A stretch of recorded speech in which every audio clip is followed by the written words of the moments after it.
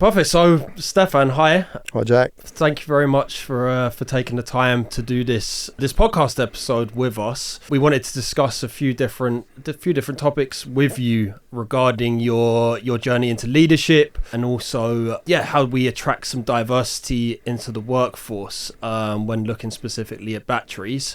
Of course, looking at your background, you're somebody who's traveled internationally, working in various different locations, and then building a very impressive career in the rolling stock industry with Oslo, and then sort of making the transition into the lithium-ion battery manufacturing industry. And we thought it'd be a good opportunity to understand how you've built your career, how you've taken maybe some calculated risks, and how that could be useful for our network to understand that. So maybe taking a bit of a step back, I know it's a conversation that we've had in the past regarding maybe your childhood and how that shaped your thought process when it comes to to internationalization and traveling. So I'll be keen to sort of understand how that looked. I know you spent some time in sort of Indonesia and maybe even Australia at some point. So keen to maybe understand a bit about your background and what sort of led you here.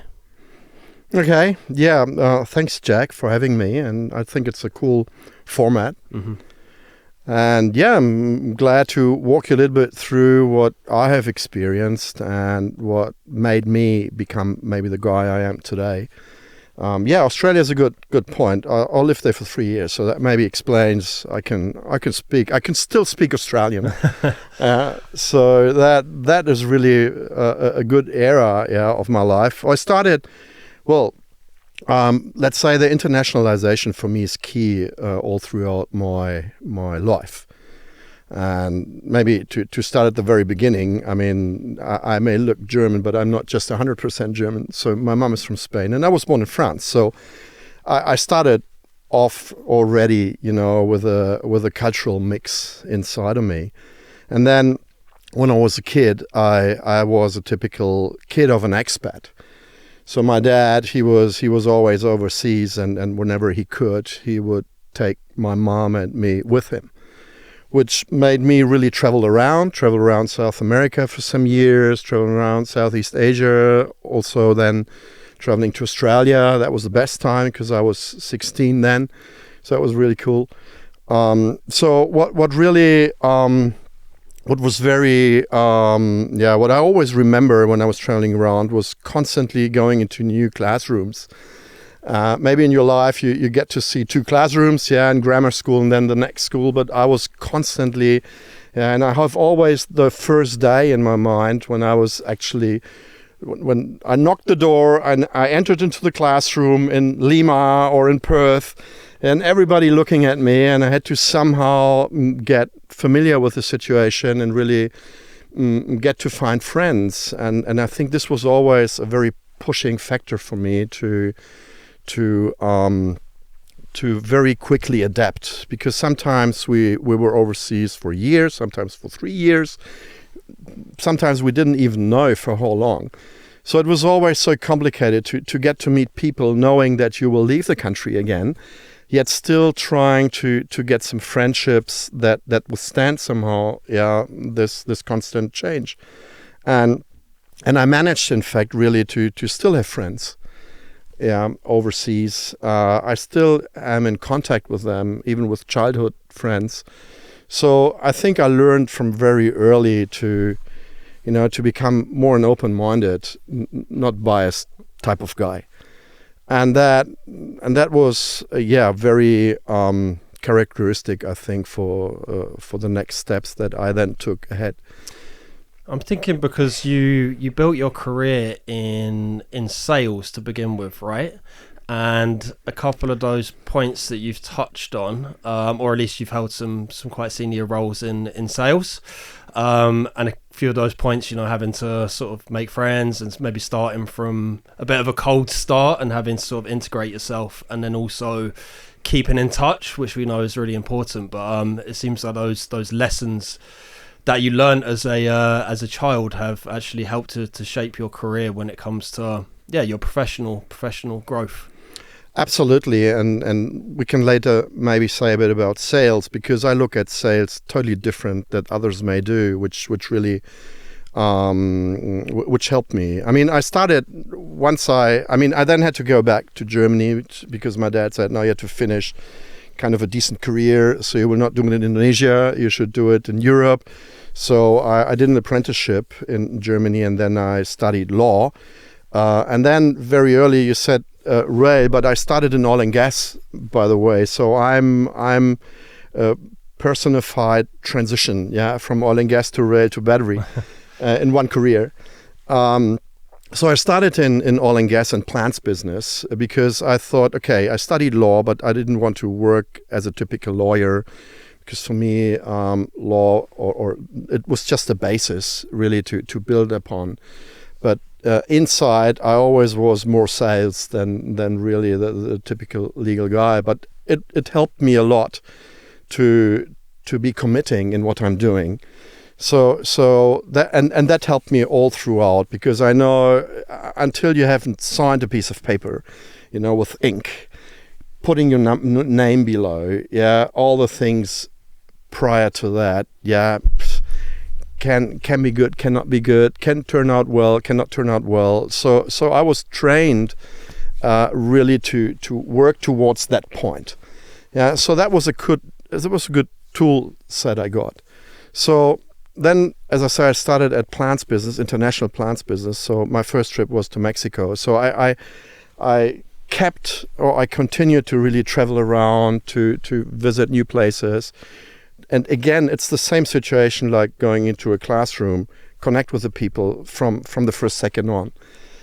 Because you either connect and you find a good way and you survive, let's say 2-3 years, or you stay alone, lonely, especially when you're a kid, when nobody takes care of you. And so that is, I think, inside. So it helped me a lot in oil and gas business to really travel all over the world, to connect with the people, and not just connecting on a business level, but connecting really on this personal level, and then bringing the deals really to become reality by knowing how to work with papers. Mm-hmm. So it's not just a personal level; it's also a personal level which leads you to a real commitment, and I think that international mindset I had helped me to be totally unbiased, go into it. And the funny thing, wherever you travel around in the world, I have the theory that you always find, let's say, the same kind of people everywhere that you also have back home. So there's always the same, there are always characters where you can always relate to when you get to meet people. You meet a guy and you say, hey, this is like my mate Peter. Mm-hmm. He has the same humor, he has the same expression. So you see always, the same thing. And that helps to really stop just being with prejudice. It helps you to be unbiased and to really openly embrace your counterpart. And that walked me a little bit through. And sales for me was really the most, let's say, passionate job inside a company, and the job where you really get to encounter so many new situations, which you don't typically do when you are, let's say, an accountant, where you have your job and you don't need to, really connect, let's say, such aggressively like you do in sales. So I always loved it. And you will see throughout my curriculum, even though when I changed to railway, there I had this typical legal job, legal department, vice president of legal department, but I mixed it. I mixed it with business development, because for me this was always the beauty of working. Mm-hmm. Meeting people, traveling around, connecting, and ultimately bringing this connection to close a deal. And that gave me so much, and leadership came out of that. My driver was never go inside try to develop inside a hierarchy. My driver was always get out, do something, valuable for the company. And again, sales is the very first thing you enter into. And at the same time, enjoy meeting people from all over the world. And I kept this inside of me, and I still do. Definitely. And I think you have a natural curiosity, I would say. I think we've been in contact for a couple of years now. Yeah. And I remember the first conversation that we had, I had various different topics that I could offer from our services. And you said, actually, I'm open to discussing all of these things. And we had quite a fruitful conversation, and we've managed to keep in touch over the last couple of years, through to the point where we've managed to work on a project together. And one thing that I noticed with you is that you seem to place trust in people. I can see that with employees within Microvast, but I also felt that personally. So I guess from a leadership perspective, how do you decide who you're going to trust, and how to sort of let things go, I suppose, in that regard? Yeah, that's a good question. I mean, I think I'm just by nature, I really rather like to trust people rather than distrust them. And I had a boss who once told me, Stefan, when I hire people, I will not doubt their level of competency. Yeah, they can. I mean, this is why I hired them. Yeah, and they need this initial trust to do their job, so that you don't have to bother and worry. So it's a mix about just being efficient, and at the same time, promoting the people simply by trust. Simply by trying to transport this. Hey, you're the expert. I believe what you're telling me. Of course, this is it's complicated, because. By default, I guess you can't do it. You need to have also this soft skill element where you feel I can trust him, not just on a professional level, but also on a personal level. And you build that up by starting just to be natural, and by starting to, not just talk business related. Yeah, you open up a bit. Mm-hmm. You get some information out of that person in a natural way that makes you become more intimate to him. Without leaving the business related part. So I'd say, and that worked, but it worked because I was also prepared to share some details of my life. And I think if you get to that level with people, then it's easier to trust and to rely on them that they do a good job. There are always exceptions, of course. But I must say, all throughout my years, and I can tell because I'm still in contact with so many people that I worked with, even in my very first job. I can tell that it paid off, trusting rather than doubting if they're good enough to do the job. Mm-hmm. But again, I think that the driver of this was always this being pushed into new situations. I mean, I had no choice. I either go the hard way, the pure business related way, asking for results and asking for proof, asking for how do you get there and checking, or I go the way of, hey, there needs to be some freedom, which can only work when you trust me and I trust you. Mm-hmm. But it's always a very personal level I then jump to.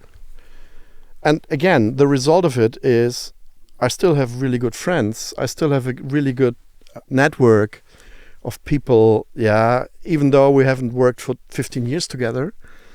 But we still, get into touch, we help each other, and this can only work if you trust people. Absolutely. Have you had mentors that have helped you with this process? Because I can imagine you being a very good mentor to some of your team members. But have you had good mentors? And also, I guess what might be useful for our network is, how do you identify the right mentor, That's a difficult question. I guess I had always mentors, and I still have. First, because I look for them. I want them, because I think you're never at the end with learning, with understanding people, with understanding your job. This will go until the very last day of your life, I would say. So I was always actively looking for people from whom I can actually learn things. And I mean, when I started in my job, I was 28, and I was lucky because I had so many older guys, that have already had their 3 decades of experience. They were not there, they had no grown ego. They didn't need to prove anything to anybody. So you could just sit there, listen to the guys. Sometimes they talk too much, like they tend to do. But you just need to sit there and listen and extract the content that you need for your personality to learn. And I think I was lucky there, because I didn't only have a good boss, I really had so many good colleagues. I still know today, by the way. They are now by far older than I am, but we still are in contact. And that just helped me through all this. And this kept going like this. The next job, again, I had a good boss. You can say maybe it was luck, but maybe it's because I was actively looking, because I believe, and how do you identify? I believe everybody has things to tell. And if you take your time, you may even learn a lot on all different levels. So everybody serves as a mentor in a way. I work now with young guys together, and I learn from them as well. So mentorship is really something that you extract from taking time and talking to people. Mm-hmm. So this is nothing that you can, at least in my view, you can just organize in a way. You can organize kind of scouts and things like that. But mentorship is, for me, really actively learning and maybe even adapting and copying a bit. Mm-hmm. And it's regardless of whether it's a boss, whether it's your employee, whether it's your colleague, it doesn't matter. But it depends on you. What can you take out of talking? And I take a lot. Yeah, I mean, I learned a lot about you. And this was really intimate and interesting. So I take a lot out of your story. And this is how I would identify them, by just seeing everybody as a person that can lead you somewhere. You just need to listen. Absolutely, and learn. And it can be a two-way street, I suppose. You Absolutely. can also learn from the people that that are maybe coming through, and sort of their ideas. Which kind of leads me on to one of the points that we did want to discuss, which was attracting maybe more diverse thoughts into the market. Because one thing that I see across the battery market in particular is there's a sort of a desire to have people with experience with the battery market. Of course, it's quite a unique market. There's quite a lot of uncertainty, I suppose, and it can be quite fast moving. So there's maybe a preference from businesses to want to attract people who are already working within that industry. Of course, you've come from outside, and I know that the project that we worked on, we were given the brief to maybe look outside of just the battery industry. But how do you think we go about attracting more diverse people and maybe taking a bit of a risk with people, because otherwise we're going to end up, I think, with maybe silos in thought and people that are doing the same thing, just with a different company badge or a different logo, So how would you maybe approach getting a bit more diversity in thoughts into the industry? Well, I mean, of course, it depends on what position and what level of expertise you need. I mean, if you talk about engineering, of course, you need the experts. That goes without saying. So you need to dig inside the industry to really get to see them. But even there, I think the mix is good. You need your experts. You need the guys that have their couple of years experience. But you need to be careful because, I mean, we had one case, right, where we had a guy with no experience in battery industry and we had a guy with 15 years experience.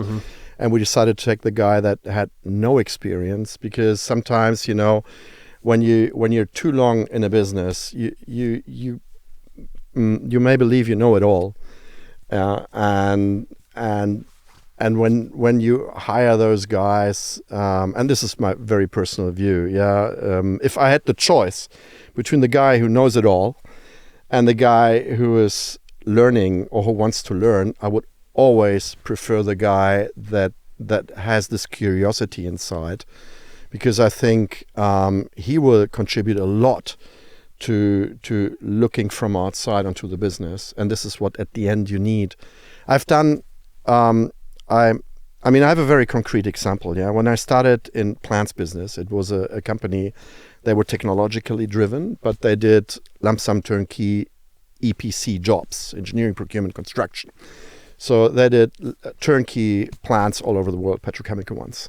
And their job was, in fact, selling the engineering, and they used the lump sum turnkey business model to sell their engineering, and then you have the industrial plant. And next door, I was once in Trinidad and Tobago, and I did a mega methanol plant.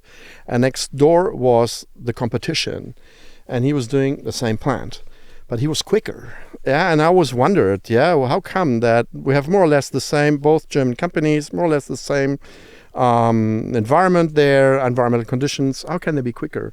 And then I understood that their business model was different. They did a build, own, operate, transfer model. So they did not just construct, design and procure and construct, and commission. They even went into operating and benefiting from selling the product during a period of time. I then changed to that company, by the way, because I particularly liked it. But this can only happen if you have people from outside looking at your business model and constantly challenging it, because they simply have a different mindset. If you're inside the company, you would never really get to the point where you say, hey, let's not just build the plant, let's operate it and earn money from selling the product. Everybody would tell you, what do you know about selling the product? You stick to what you know. And this is exactly what also drove me constantly to step outside. And people from outside just have this natural, let's look from outside into it. And this is what of course, I would always say it's a good mixture of people knowledgeable from the industry and then the ones that really look from the outside. But you have to give them the power that they can make a change, so that you don't accidentally spoil them. By the guys that say, we've done this for 5 years, there will be no change to that. Why do you bother? So it really depends which entry point, which level of expertise. But I would always, if there's this situation, value the judgment of a guy who's from outside. So they get the chances, and they should be they should be brave enough in a way to just try it, to come from outside. There may be somebody who really values that, like me. Yeah.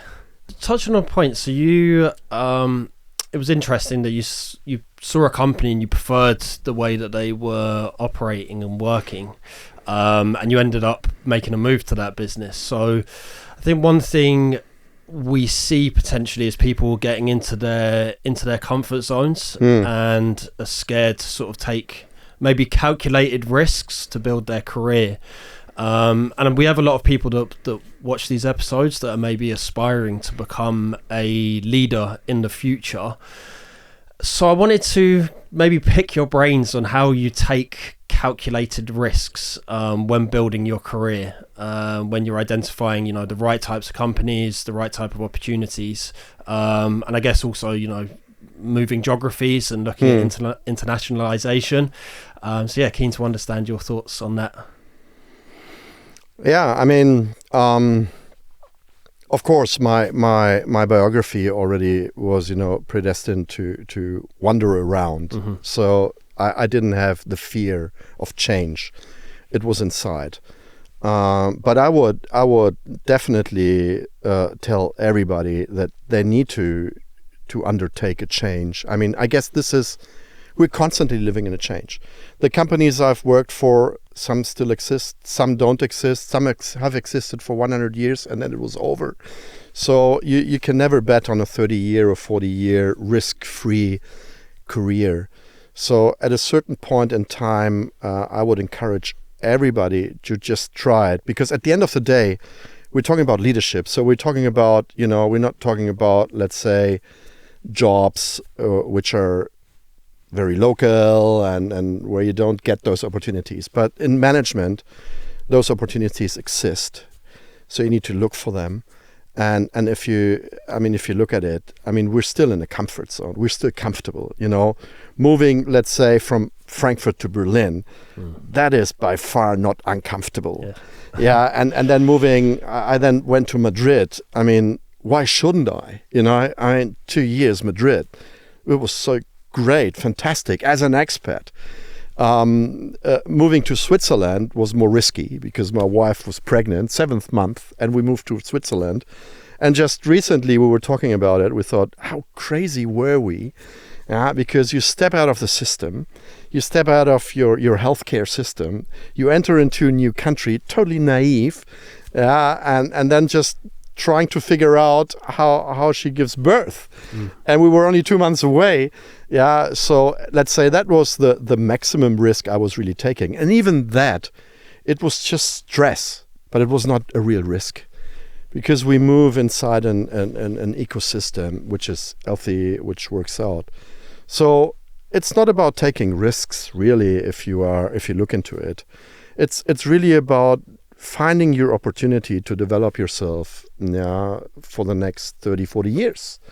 Because at the end, you don't sit in your kitchen, work from there, and just hope that the next 40 years will work out well. They won't. I think they won't. Yeah. Talking on business level, of course, personally, it's a different story. It will not happen. So the earlier to learn, to adapt, I think the better you're prepared to take opportunities, even though they seem so far away from your home place or from your mind. And it's about that. You're not really taking risks. People always told me, I've got kids. With kids, they need their social environment. They need to be established. So I need to stay there for the kids. Well, I'm the best example. If you're a kid, the easiest thing for kids is getting to know new friends. You're not hurting them. They go into a new kindergarten in a different city. They will immediately connect. Even if it's a different language, they will immediately adapt the language. So for parents, it's the easiest thing to travel with your kids, integrate them into their environment, and you will automatically socialize. So kids is the best thing to have if you move, not the worst thing. And I think this is what people really need to understand that want to live more, while working. Yeah. I like that way of looking at it, that it's seizing the opportunity rather than taking a risk or losing out on anything, Your hometown is Frankfurt, so I assume Frankfurt's not going anywhere anytime soon. Nearby, it's even a smaller village, but it's that region, You could always move back there. There's no risk. Yeah. You can travel to London and stay in London. You can literally go everywhere, and you can go everywhere in the world. And you're not taking... really you're not taking, and at a certain level, management level, you're not taking a risk. Maybe the risk that you don't like it, well, then you come back. Okay. Ooh. So you've lost 2 years, but I think you never lose. Never. You will always win. The only thing I think a lot of people fear is the stress. Moving is stress. Finding a new flat is stress. So all they fear is the stress level, I think, deep inside. But once you've overcome that, I was living 14 years in a house in Kiel. It was a risk going to Kiel. No, it was not. Kiel is nice. But, imagine moving then to an apartment to Berlin. How you manage that just by all the stuff you have with 4 people, living in the house. But it's just stress. It's no risk. The contrary, what really happens to you, at least what happens to me, if you don't fear, if you're open for new things, suddenly a new world opens up. And that's the exciting part. But for that, you need, I think, a stable family. Yeah, at least you need, if you're older, you need, I think, a good partner. Yeah, that is prepared to see the beauty of traveling around, and not only on holidays, but really integrating yourself into this society. You need that. And I acknowledge that this is one of the most difficult parts for people to move. Yes, you need both parties on it's board. Not the kids. It's maybe sometimes even the partner. Yeah. Absolutely. And how have your kids adapted to move? Oh, very easy. Yeah. I mean, my bigger son was born in Wiesbaden, and then he moved to Switzerland, so he had already one change. And my smaller kid, he was born in Switzerland and then moved to Kiel. They already knew the change, and we made them grow up very open-mindedly and always with an idea of changing. So they had this in their mind, and for them it worked out really well. I mean, they have no problems in a sense that, what did we do to them by traveling around? Even if we stayed inside. I mean, Kiel was the longest stay ever in my life, 14 years. I've never had that before.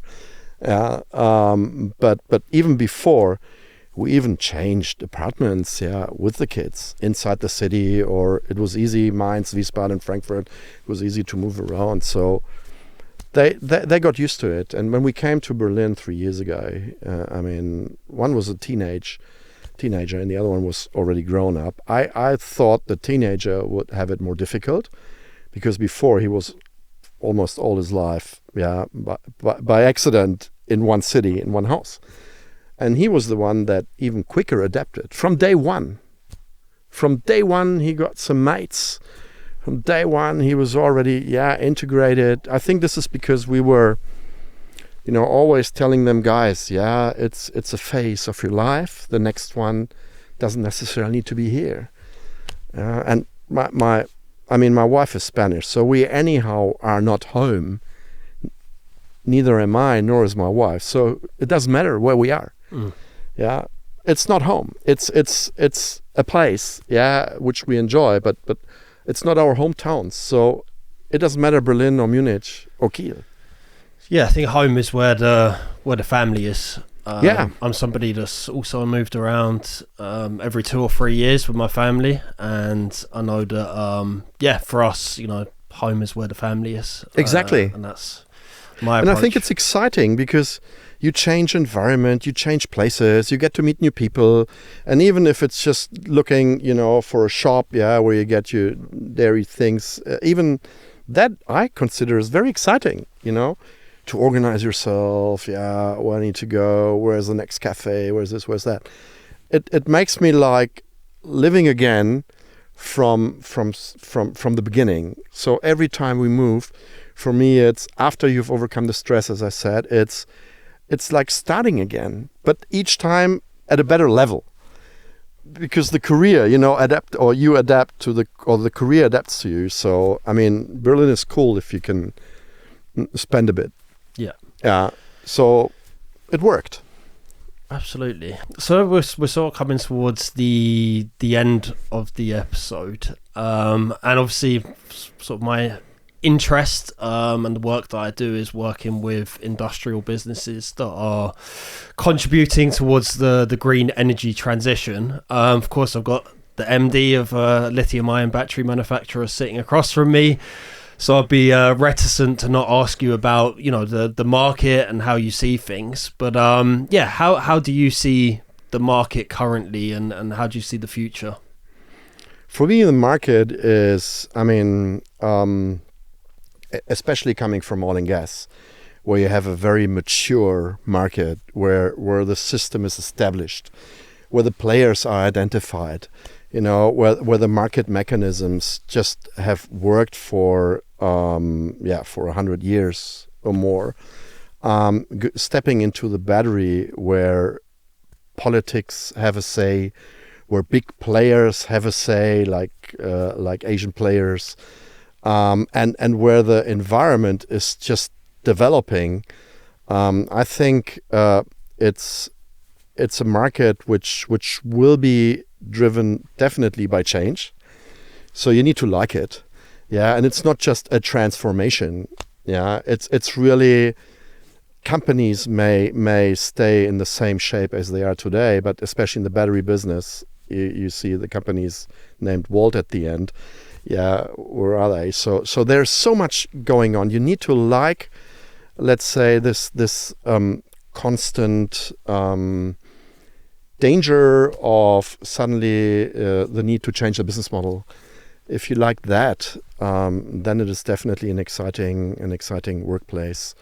I mean, Microvast, company I'm in, it will celebrate now 20 years, which is quite a good footprint. Yeah, this is remarkable and good. So the next 20 will be safe for sure.